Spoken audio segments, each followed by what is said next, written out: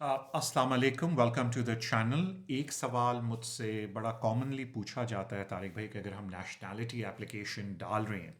और हमारे fix penalty notice हैं, ये बेसिकली ट्रैफिक वायलेशन के होते हैं, तो होम ऑफिस किस तरीके से व्यू करता है इन हमारी नेशनैलिटी एप्लीकेशन को। तो let me take you to the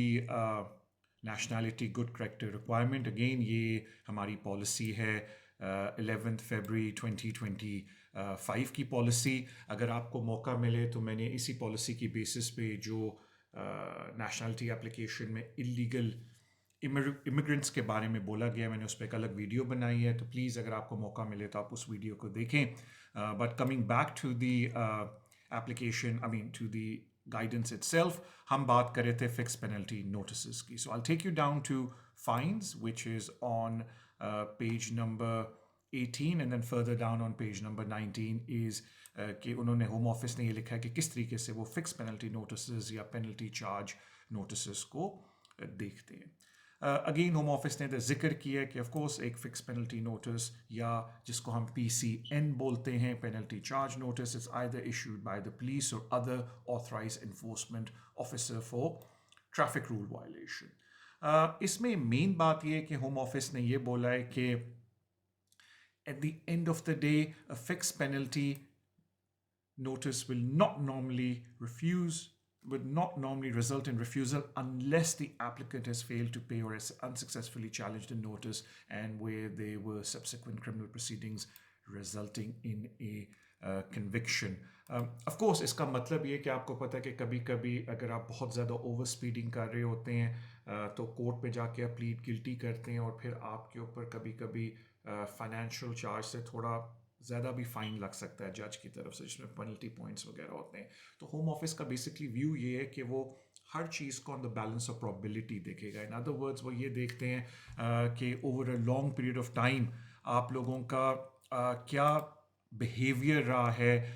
with these with regards to law. क्योंकि अगर ये देखें ना, होम ऑफिस ने लिखा भी हुआ है अपनी पॉलिसी के अंदर कि जहाँ fix penalty notice over a short period of time बहुत ज़्यादा इशू हुए हैं, वो ये दिखाता है अब एक पर्सन को रिगार्ड नहीं है इमिग्रेशन कवानीन का, लॉ का, and there is a possibility कि वहाँ होम ऑफिस ये बोले कि हम उसकी एप्लीकेशन को रिफ्यूज़ करते हैं। बट एक बात का ख्याल रखें कि it is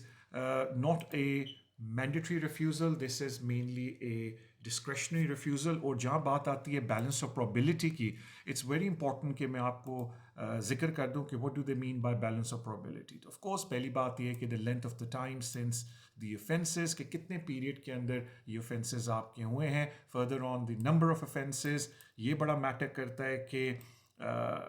you know over a period of time कितनी दफ़ा आपके ऑफेंसेस हुए, are you repeat offender, because of course उसका एक बड़ा इम्पैक्ट पड़ता है, and the seriousness of the offence, and of course nature of the offence which is pretty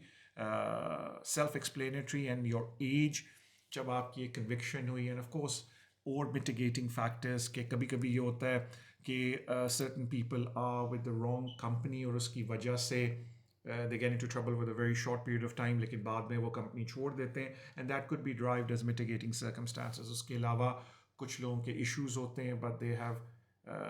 done courses to address those issues. तो basically आप ये देख लें कि it's a very subjective test, बड़ा प्रैक्टिकल तरीके से होम ऑफिस इन चीज़ों को देखता है। तो ऑफ कोर्स हमने शुरू किया था अबाउट फिक्स पेनल्टी नोटिस, तो मैं थोड़ा बैलेंस ऑफ प्रोबेबिलिटी के बारे में आपको बताया, बिकॉज ऑफ कोर्स कुछ लोगों का ये इशू होता है कि तारीख भी हमारे बहुत ज़्यादा फाइन्स हैं, फिक्स पेनल्टी नोटिस है, हमें ड्राइविंग से भी डिस्क्वालीफाई किया गया, तो वो फिर आपको पूरा एक मिटिगेटिंग सर्कमस्टांसिस की एप्लीकेशन साथ एक्सप्लेन करके अपनी एप्लीकेशन में डालनी पड़ेगी। ना होप आपको नेशनैलिटी मिल जाए, because it's not a mandatory refusal, it is a discretionary refusal, but it's on balance of probabilities, जो मैंने अभी आपको शो करके दिखाया। So thank you so much. I hope आपको यूज़फुल लगी हो ये video, and then this is a new format I have tried, और फिर इंशाल्लाह आपसे रेगुलर बातचीत होती रहेगी। अपना ख्याल रखें, please don't forget to subscribe to the channel.